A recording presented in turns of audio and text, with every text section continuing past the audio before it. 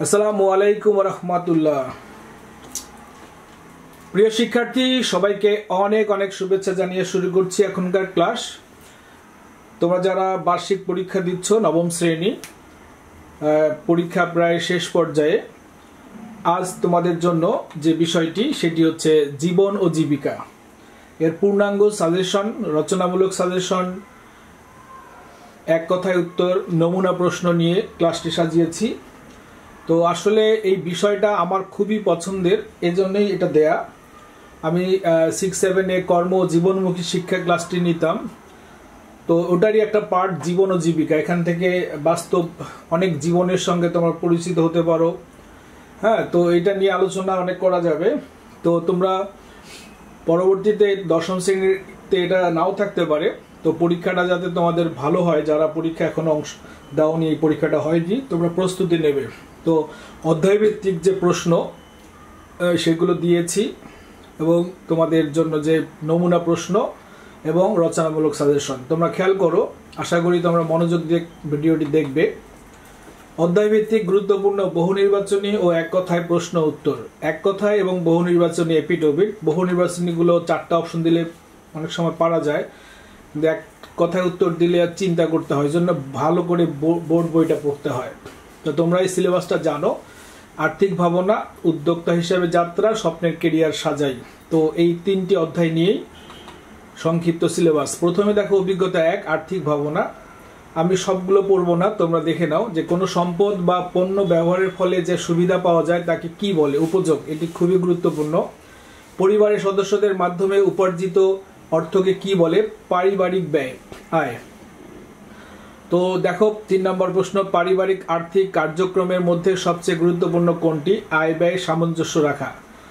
এটা আমি যখন 6-7-এ ক্লাস নিয়েছি, দেখো যে পারিবারিক বাজেট খুবই গুরুত্বপূর্ণ। যে হিসেব করে চললে কিন্তু অনেক কিছু টাকা নিয়ন্ত্রণ করা যায়, সামঞ্জস্য অনেক সময় থাকে না।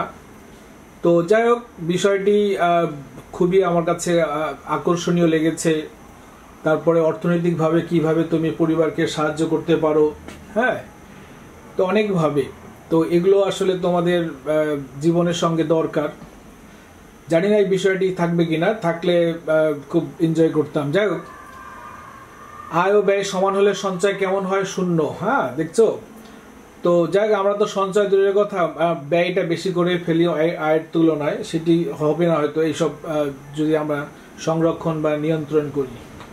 তারপরে দেখো এগুলো অনেকগুলো প্রশ্ন, 10 থেকে 16 তোমরা পড়ে নিও। বিলাস দ্রব্য কিনতে আমরা কোনটি ব্যবহার করি? সঞ্চিত অর্থ।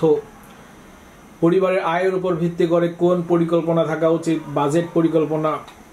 তো সবগুলো কিন্তু তোমরা একবারও যদি ভালো করে দেখো তাহলে কিন্তু অনেক জানতে পারবে। প্রায় সব ধরনের বিনিয়োগে কি আছে? ঝুঁকি আছে। 1 থেকে 3 বছর মেয়াদী বিনিয়োগকে কি বলা হয়? মধ্যমেয়াদী। 27 থেকে 35 নম্বর প্রশ্ন, দেখো অনেকগুলো গুরুত্বপূর্ণ প্রশ্ন এখানে দেওয়া হয়েছে। দেখো, পরোক্ষভাবে বিনিয়োগে মূলত কয় ধরনের বিনিয়োগ পণ্য ব্যবহার করা হয়? 3 ধরনের। এটি বহুপদীও আসতে পারে, এক কথায় আসতে পারে। তারপর দেখো, জমি রেজিস্ট্রি সম্পন্ন করা হয় কোথায়? সাব রেজিস্ট্রি অফিসে। তোমরা এটা দেখে নিও, আমি এতগুলো পড়ছি না। যে কোনো জমির নামজারি সংশোধন করা হয় কোথা থেকে? উপজেলা ভূমি অফিস। নামজারির অপর নাম কি? মিউটেশন। যা গুরুত্বপূর্ণ একটি প্রশ্ন। দেখো তারপরে দেখো যে শেষ প্রশ্ন, প্রবাসীদের জন্য কোন ধরনের বিনিয়োগ ইনস্ট্রুমেন্ট রয়েছে? Wage earner bond.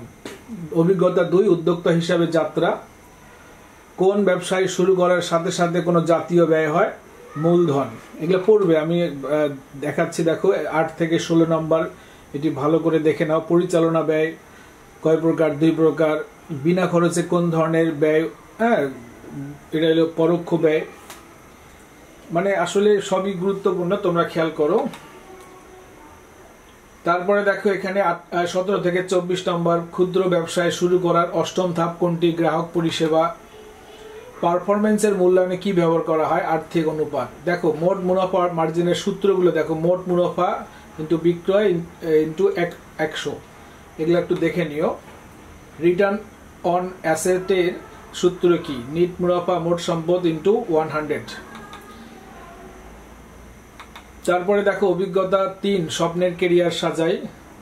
চমৎকার প্রশ্ন। এই প্রশ্নগুলো কিন্তু একটু ভুল হতে পারে, নাসা এর পূর্ণরূপ, এটা কিন্তু ন্যাশনাল, এইটা কিন্তু তোমাদের লিখতে হবে যদি জ্ঞানমূলক আসে। হ্যাঁ, তো সবগুলোই তোমরা খেয়াল করে নিও। তো নাসাটা কিন্তু তোমরা জানো। হ্যাঁ, তারপরে দেখো 6 থেকে 13, তারপরে 14 থেকে 21। আমি আলোচনা করছি না, তোমরা এটা পড়ে নিও। কোন প্রক্রিয়া গোটা বিশ্বকে মানুষের মুঠোয় এনে দিয়েছে? গ্লোবালাইজেশন। অ্যানালগ তথ্যকে ডিজিটাল আকারে রূপান্তর প্রক্রিয়া কি বলে? ডিজিটালাইজেশন। অর্থনৈতিক খাত কয় প্রকার? 3 ধরনের। পড়ে নিও এগুলা তোমরা। মানসিক চাপ কয় ধরনের? 2 ধরনের। লাস্ট প্রশ্নটা পড়লাম। এখন দেখো এই প্রশ্নগুলোর জন্য, হ্যাঁ দেখো যে অভিজ্ঞতা 1 আর্থিক ভাবনা, এই প্রশ্নগুলো তোমরা না পড়ে থাকলে পড়বা, আমার কাছে এগুলো খুবই গুরুত্বপূর্ণ মনে হয়েছে। প্রত্যক্ষ ব্যয় বলতে কি বোঝায়? উদাহরণ দাও। এই প্রথম যে এইটাতে আমি তোমাদের ছোট এবং বড় প্রশ্নগুলো দিয়েছি। তো যাই, পরোক্ষ ব্যয় বলতে কি বোঝায়? উদাহরণ দাও। উপযোগ বলতে কি বোঝো? প্রত্যক্ষ হয়। এগুলো সংক্ষিপ্ত এবং বড় প্রশ্ন আকারেও আসতে পারে। পারিবারিক ব্যয় বলতে কি বোঝায়? পারিবারিক সঞ্চয় কি? নিয়মিত ব্যয় বলতে কি বুঝো? অনিয়মিত ব্যয়। পরিবারের ব্যয় পরিকল্পনা বলতে কি বোঝায়? দেখো পরোক্ষ বিনিয়োগ কি, এগুলো পড়বা তোমরা। ঝুঁকি বলতে কি বোঝায়? বিনিয়োগ বলতে কি বোঝায়? হ্যাঁ, প্রত্যক্ষ বিনিয়োগ, পরোক্ষ বিনিয়োগ কি? নামজারি বলতে কি বোঝায়? সঞ্চয়পত্র বলতে কি বোঝায়? এগুলো পড়বে। উদ্যোক্তা হিসাবে যাত্রা। উদ্যোগ ও উদ্যোক্তা কি? চমৎকার একটা প্রশ্ন। নিচের প্রশ্নগুলো কিন্তু বড় প্রশ্ন। মার্কেটিং পরিকল্পনা বলতে কি বোঝায়? ইভেন্ট ম্যানেজমেন্ট বলতে কি বোঝায়? সামাজিক সমস্যার 5টি বৈশিষ্ট্য লেখো। এটা হলো দৃশ্যপটহীন যে প্রশ্ন, বড় প্রশ্ন, এগুলো পড়বে। ব্যবসায় উদ্যোক্তা বলতে কি বোঝায়? অভিজ্ঞতা 3 স্বপ্নের কেরিয়ার সাজাই। কেরিয়ার বলতে কি বোঝো? উদাহরণ দাও। চমৎকার এগুলো প্রশ্ন তোমরা পড়বে। চতুর্থ শিল্প বিপ্লব বলতে কি বোঝো? গ্রিক ইকোনমি কি? উদাহরণ দাও। শ্রমবাজার মেরুকরণ বলতে কি বোঝো? সেবা খাত বলতে কি বোঝো? এগুলো তোমরা পড়ে ফেলবা। হ্যাঁ, যে শেষের প্রশ্নগুলো কিন্তু বড় প্রশ্ন। গ্লোবালাইজেশন কি? এর প্রকৃতি ও বৈশিষ্ট্য সমূহ আলোচনা করো। ডিজিটালাইজেশন কি? এর ফলে আমাদের জীবনে কিরূপ প্রভাব পড়েছে? আন্তর্জাতিক শ্রমবাজার সম্পর্কে ধারণা দাও। তো পূর্ণাঙ্গ একটা প্রশ্ন দেখো, এটি বোর্ড থেকে দেয়া হয়েছে। বার্ষিক সামষ্টিক মূল্যায়ন নমুনা প্রশ্ন। দেখো এখানে হুবহু কপি করতে না করছে শিক্ষককে, তোমরা এখান থেকে প্রশ্ন আসতে পারে। দেখো এই যে 4IR এর পূর্ণরূপ কি, এটি কিন্তু তোমাদের ওখানে দিয়েছি। তোমরা মানে খেয়াল করো তোমরা। আমি স্ক্রিনটা আরো বড় করে দেখাচ্ছি তোমার প্রশ্নগুলো, ঠিক আছে? প্রশ্নগুলো দেখে নিও। তারপরে দেখো এখানে SA খতিয়ান সম্পর্কে নিচের কোন উক্তিটি সঠিক? নিচের কোনটি অনানুষ্ঠানিক শ্রমবাজার নয়? হ্যাঁ, তারপরে দেখো যে এক কথায় প্রশ্ন উত্তর, যে একজন মানুষের সারা জীবনের পেশা সংক্রান্ত কর্মকাণ্ডকে কি বলে? বাংলাদেশের সর্বশেষ খতিয়ান কোনটি? সামাজিক উদ্যোক্তার প্রধান লক্ষ্য কি থাকে? খেয়াল করবে তোমরা এটা। তারপরে দেখো জমিদারি প্রথা বিলাপ। এগুলো ভালো করে প্রশ্নগুলো দেখো।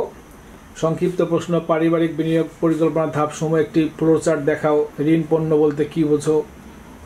এগুলো তোমাদের জন্য স্পেশাল। তারপরে দেখো রচনামূলক প্রশ্ন। এটি আসলে তোমাদের যদি থাকে গুগলে এটা দেয়া আছে, আমি সাজিয়েছি যাতে তোমরা যদি প্রশ্নটা খুঁজে না পাও। এই ধরনের প্রশ্ন আসতে পারে। 7টি থেকে 5টি দৃশ্যপট নির্ভর প্রশ্ন।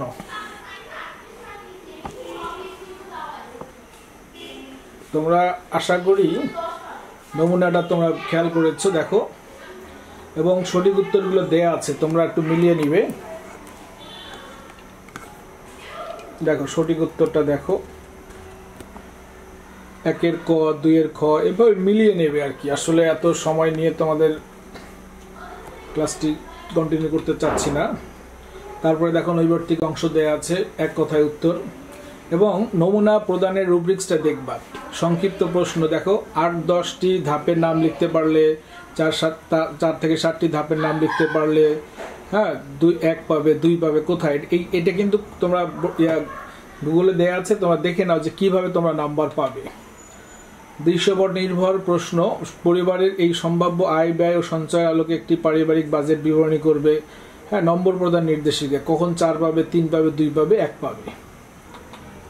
তো যাই হোক, এখানে দেখো সবাই উচ্ছ্বসিত। এখানে উচ্ছ্বসিত হওয়ার কারণ হচ্ছে যে কোনো একটা ফলাফল অর্জনের একটা চিত্র। তোমরা যদি চমৎকার ফলাফল দেখাও, যদিও নবম থেকে দশম ওই রকম উচ্ছ্বাস কিছু নেই, আমি চাচ্ছি যে তোমরা মাধ্যমিক এবং উচ্চ মাধ্যমিকে এরকম উচ্ছ্বসিত হও, ভালো পরীক্ষা দাও, বাবা মার মুখ এবং প্রতিষ্ঠানের মুখ উজ্জ্বল করো। আমরা এইটা সবসময় দোয়া করি। যাই হোক, তোমাদের এই ক্লাসটি দেখার জন্য অনেক ধন্যবাদ। সামনে যে পরীক্ষা আছে তারও ভিডিও তোমাদের সামনে হাজির করছি।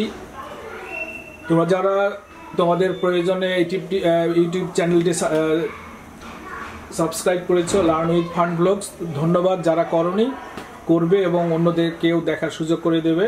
দশম শ্রেণীর প্রচুর কন্টেন্ট তৈরি করছি, নতুন সিলেবাস পাওয়া মাত্রই তোমাদেরকে জানাবো। তো যাই হোক, বার্ষিক পরীক্ষাটা সবার বাকি পরীক্ষাগুলো ভালো হোক। যাদের হয়ে গেছে তাদেরকে ধন্যবাদ, যাদের হয়নি ভালো করে প্রস্তুতি নেওয়া পরীক্ষা দাও। সবাইকে অনেক ধন্যবাদ জানিয়ে এখনকার ক্লাস শেষ করছি।